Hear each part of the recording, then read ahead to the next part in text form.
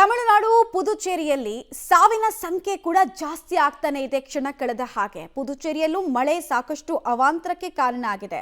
11ಕ್ಕೆ ಏರಿಕೆ ಆಗ್ತಾ ಇದೆ ಸಾವಿನ ಸಂಖ್ಯೆ ಅನ್ನೋದ್ರ ಡೀಟೇಲ್ಸ್ ಸಿಗ್ತಾ ಇದೆ. ಈ ನಂಬರ್ ಇನ್ನೂ ಜಾಸ್ತಿ ಆಗ್ಬೋದು. ಬೆಳಗ್ಗೆ ಅಷ್ಟು ನಾವು ಹೇಳ್ತಾ ಇದ್ವಿ 7:30 ಬುಲೆಟಿನ್ ನಲ್ಲಿ ಸಿಂಗಲ್ ಡಿಜಿಟ್ ಅಲ್ಲಿ ಇತ್ತು, ಬಟ್ ಡಬಲ್ ಡಿಜಿಟ್ ಯಾವ ಮೂಮೆಂಟ್ ಬೇಕಾದ್ರೂ ಆಗ್ಬೋದು, ಅಷ್ಟರ ಮಟ್ಟದಲ್ಲಿ ಅನಾಹುತಗಳಾಗ್ತಾ ಇದೆ ಅಂತ. ತಿರುವಣ್ಣಾಮಲೈನಲ್ಲಿ ಭೂಮಿ ಕುಸಿದು ಅವಾಂತರ ಸೃಷ್ಟಿಯಾಗಿದೆ. ಕಡಲೂರು, ವಿಲ್ಲುಪುರಂ, ವಿಕ್ರಮವಾಡಿ, ಮುತ್ತಾತ್ತೂರ್ ಭಾಗದಲ್ಲಿ ಭಾರಿ ಮಳೆ ಆಗ್ತಾ ಇದೆ. ಚೆನ್ನೈನ ರೈಲು ಟ್ರ್ಯಾಕ್ಗಳ ಮೇಲೂ ಕೂಡ ನೀರು ನಿಂತಿರೋದು ಕಂಡು ಬರ್ತಾ ಇದೆ. ಇದು ಉತ್ತರ ತಮಿಳುನಾಡನ್ನ ಮಳೆ ಕಾಡ್ತಾ ಇರೋದು. ನೋಡಿ, ಹೆದ್ದಾರಿಗಳಲ್ಲೂ ಕೂಡ ನೀರು ಯಾವ ಪ್ರಮಾಣದಲ್ಲಿ ಹರಿತಾ ಇದೆ ಅಂತ.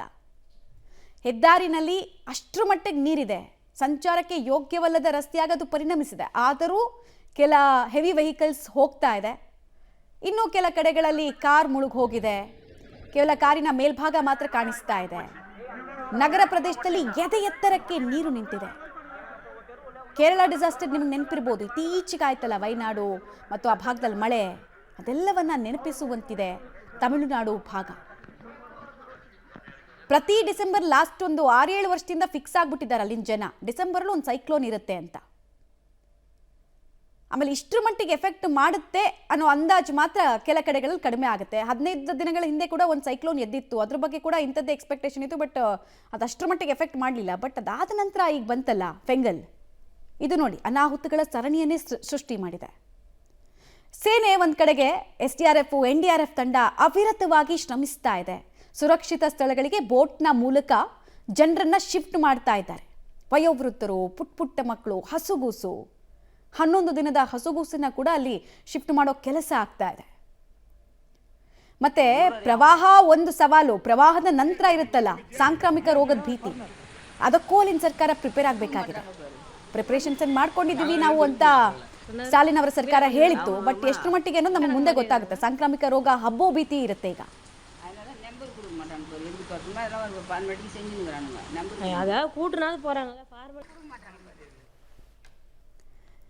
ಡೀಟೇಲ್ಸ್ ಕೊಡ್ತಾರೆ ಪ್ರಕಾಶ್.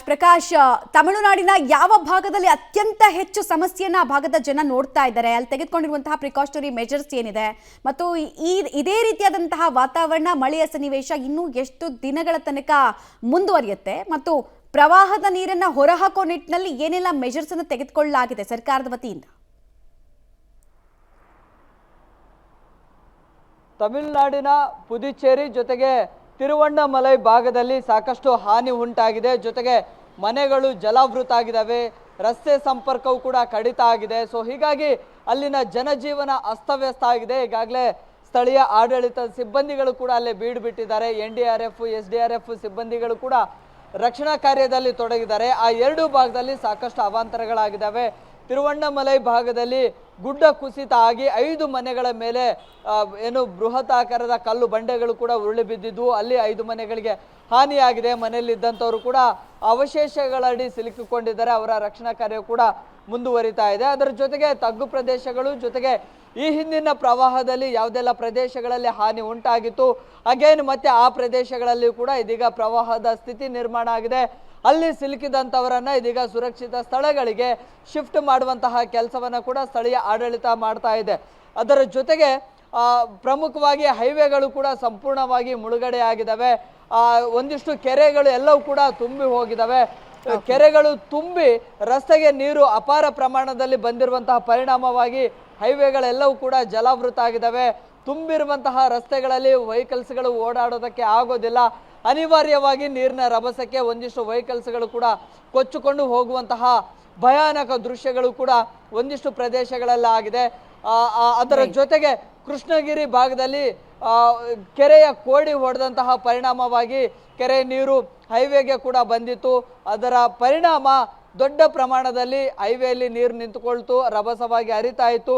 ಆ ಸಂದರ್ಭದಲ್ಲಿ ವಾಹನಗಳ ಸಂಚಾರಕ್ಕೆ ಒಂದಿಷ್ಟು ಸಮಸ್ಯೆಗಳಾಯಿತು. ಒಂದಿಷ್ಟು ವಾಹನ ಸವಾರರು ರಸ್ತೆಯನ್ನ ದಾಟೋದಕ್ಕೆ ಪರದಾಡಿದ್ರು. ಜೊತೆಗೆ ಪ್ರಮುಖವಾಗಿ ಅಲ್ಲಿ ಊಟದ ಸಮಸ್ಯೆ ಕೂಡ ಶುರುವಾಗಿದೆ.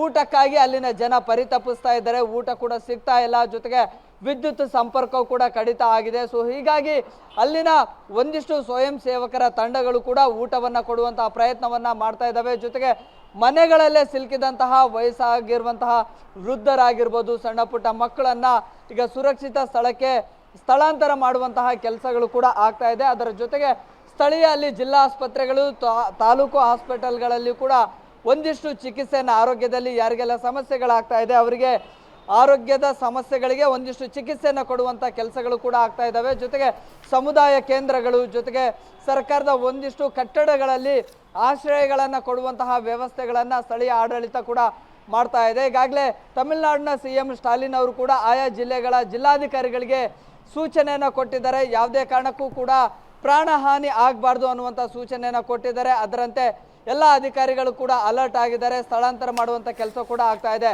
ಸದ್ಯದ ಮಾಹಿತಿ ಪ್ರಕಾರ ಚೆನ್ನೈನ 13 ಜಿಲ್ಲೆಗಳಲ್ಲಿ ವ್ಯಾಪಕ ಮಳೆ ಆಗ್ತಾ ಇದೆ. ಬೇರೆ ಬೇರೆ ಭಾಗಗಳಲ್ಲಿ ಈವರೆಗೆ ಸುಮಾರು 10ಕ್ಕೂ ಹೆಚ್ಚು ಜನರು ಈ ಒಂದು ರಣಭೀಕರ ಮಳೆಗೆ ಮೃತಪಟ್ಟಿದ್ದಾರೆ ಅನ್ನುವಂತಹ ಮಾಹಿತಿ ಇದೆ.